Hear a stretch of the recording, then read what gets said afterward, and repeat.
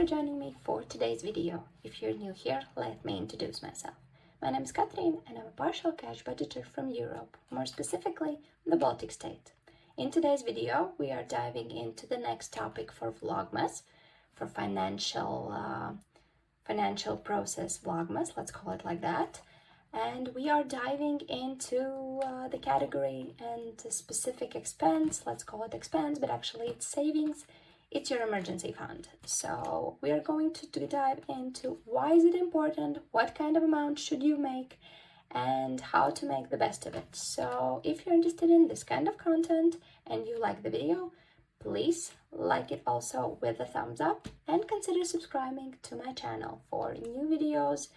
In December, we are going to post each day a small video. Actually, I even don't know if it's going to be so small because I have noticed that most of my videos still goes over 20 minutes. So the idea is that I'm going to post each day a video introducing to you the part of cash stuffing that I like myself probably, or the ones that are mandatory for you to start the budgeting journey.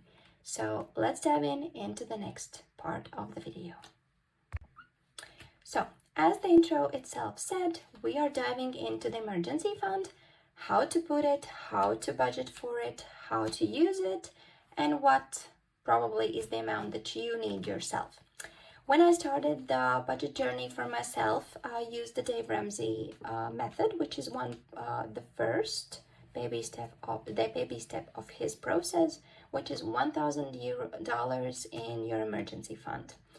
I would say this amount is adjustable. That's the first thing that I would like to start with, because each country, each family situation is different, and you just need to decide which is the amount that you feel comfortable that if emergency occurs, you can take the money from the account and you will feel safe and you know that this money is going to be enough for you. So for example, for me, still the €1,000 seems a good amount. But if we look at the similarities in currencies, I would probably say it would be enough with €500. So that's exactly what I started with. I started with €500 in my emergency fund, and after a while I just built it up as I went further and further with knowing and understanding my budget. So first of all, you need to decide this amount, and only from that point on you can start saving up for it and understanding the amount that you need for it. And now we're going into the point, what is emergency fund? I've been babbling on about what's the amount for emergency fund, but before you can know the amount, you need to understand what's going to be the purpose of this emergency fund. For one, it could be that everything that you need is already paid for. You don't have any debt payments. You don't have a car that could broke or get hit or anything, but you know that you have problems with medical expenses. So for example, I know in America those are totally huge bills that comes after receiving a medical bill. In Latvia, it's not something for us because we have very good health insurance if you work in a place which covers your health insurance. Although you need to wait long lines for planned visits, if you end up in emergency room, you don't have to pay so much as long as you're working in the state. So the idea is that we are covered by it. But at the same time, buying a new fridge if the old one broke, doing some repairs that needs to be done as soon as possible, that cannot wait your insurance reimbursement. So all of these things is something that I feel is an emergency for me, as also any car payments that you need to do if your car broke down. Those are the things that is in my emergency fund. And I understood that on average, the €1,000 is quite a good amount for me. For you, it may be medical bills. For you, it may be toddler expenses. For you, it may be covering the first and last month of your rent. The world is your oyster on thinking though, where are you going to use it? but as soon as you get the purpose of the account, it's easier not to spend from it. Because there was a point when I had this emergency fund mixed up with my 3 to 6 months expenses and also renovation savings. And I couldn't spend the money because all of the time I thought that I'm spending from something that it's not the purpose of.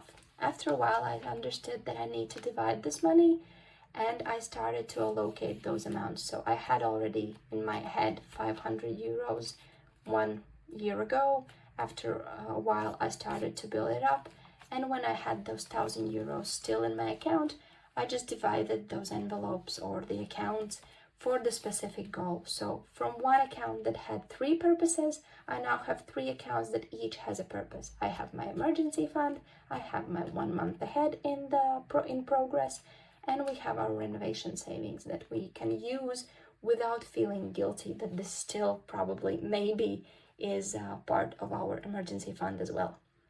So it gives you the freedom to do that. And next up, for emergency fund, if you have decided what are you going to use it for, if you know the amount, next part is to reset the time frame. When are you going to reach it? I would say this is your priority savings goal when you start budgeting. And if you know that you want this money by the end of the year, in 2 years, just take small paper, take the amount that you have decided your emergency fund is going to be, and just divide it by months. So you automatically know what kind of money do you need to add to this account every month or every week or bi-weekly, whatever your paycheck suggests, that this is your first priority savings, because this one gives you the biggest freedom when you start your budget. You can still use the money that you have for the expenses that you are used to, but you are starting building for your future. And that's why emergency fund is one of the first videos that we are talking about.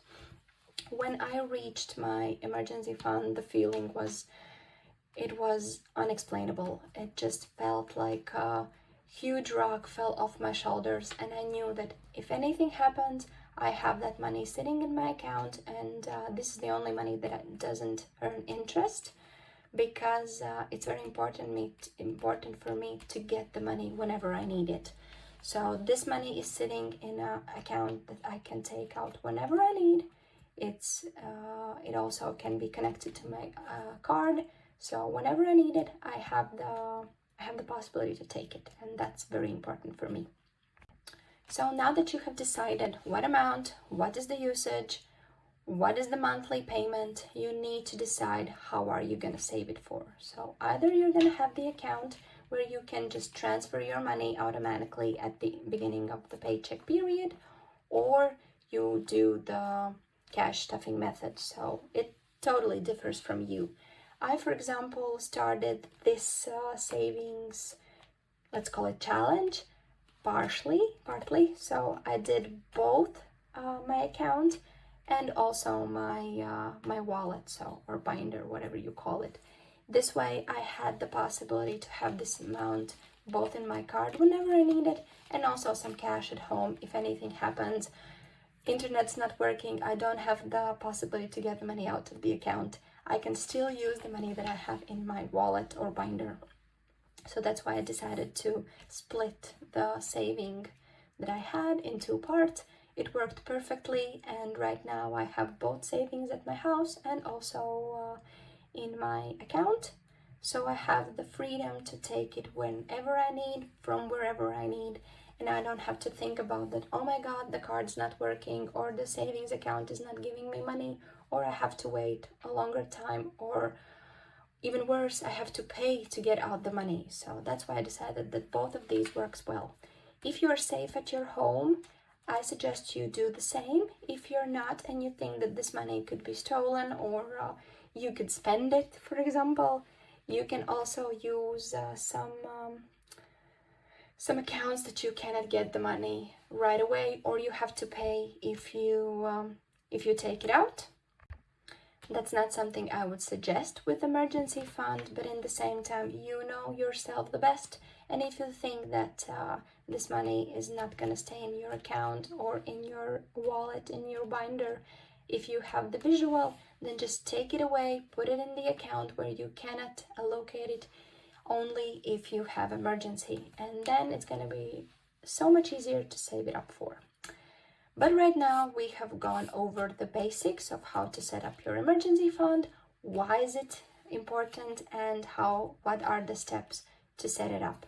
So I hope this video gave you some tips and tricks, gave you some ideas, maybe inspired you to start your own emergency fund. So I hope it helped you, and I wish you a very lovely evening. We will see you in my next video, where we are talking about the next topic in our financial journey for this year's Vlogmas. But for right now, I thank you for joining me, and we will see you in my next video. Bye!